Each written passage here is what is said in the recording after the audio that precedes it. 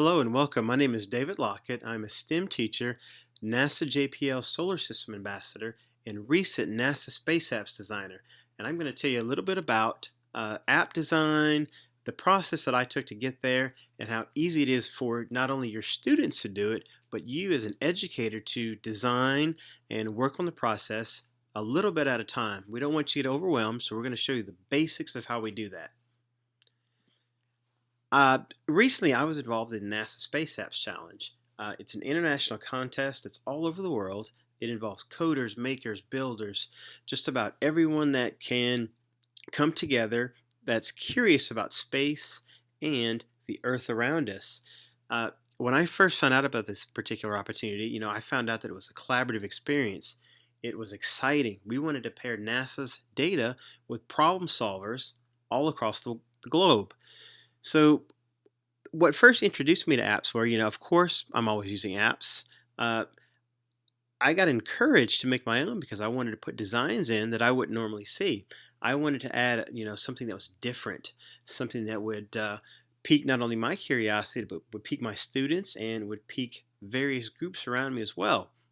So recently, we had an app that was submitted for the NASA Space Apps this year that came in second place, and it was called Space Snaps.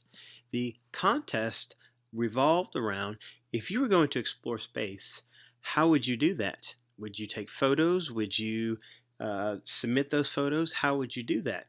So Space Snaps came into existence this way. We wanted to design an app to where if a rover were exploring a planet, or if an astronaut was stepping foot on a different planet for the first time, they could have a helmet mounted camera, and that camera could take a picture and it could analyze it instantly. So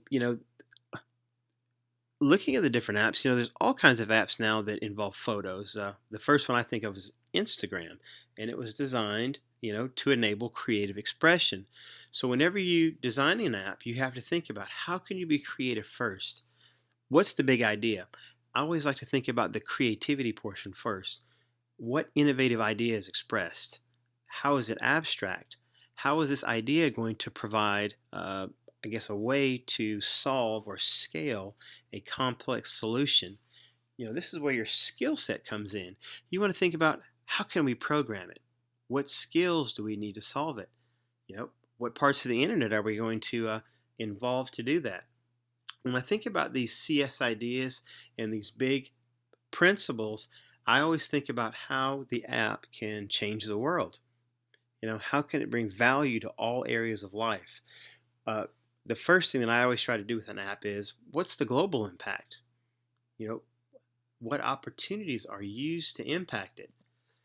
When you think about app and app design, apps have been around for a number of years. The next 5 years is going to see explosive growth in apps from the ground up. So when I think about design, how can they be used? Did you know that 98% of all people use apps to control devices, whether they're automobiles, airplanes, televisions, so forth? When I think about these apps, how are they new and how are they exciting? So when you think about the skill set that's needed for an app, basic coding. How many of you Scratch before? How many of you have used Alice, Agent Sheets? How many of you used Lego? All of these manipulating multimedia artifacts start with programming. So in essence, you are building the first part of an app. When we designed our apps for the NASA Space Apps, there were 5 to 6 people on a team. So of course, collaboration and communication were essential. When we first started doing these projects for NASA did an open call. Like, hey, would you like to get involved? Here's the data sets. Here are the points. Bring a team together. Each person has a different skill set that they bring to that team. When you think about any app and any design, the first thing you always think about, what's the purpose? Is your app teaching something? With our apps, we thought about, what's the prototype? What's the first iteration of this app going to be? We had designers on our team. We had editors. We started using a very simple program called MIT App Inventor, and this is available for iOS as well as Android. This particular app design is very simple. It's got a very simple API for you to use. You're dragging and dropping files over. You've got an Android and an iOS emulator as well. The different blocks can be used to figure out how you're going to design your app. What's the block basis for it? Whenever you're thinking about an app, there's all kinds of questions. How profitable is it going to be? A lot of design goes in on the front, so you're looking at a good amount of capital when you're going to create the app. Whenever I give advice for elementary, middle school students on creating apps, be creative. There's no idea that's too wild or too out of the ordinary.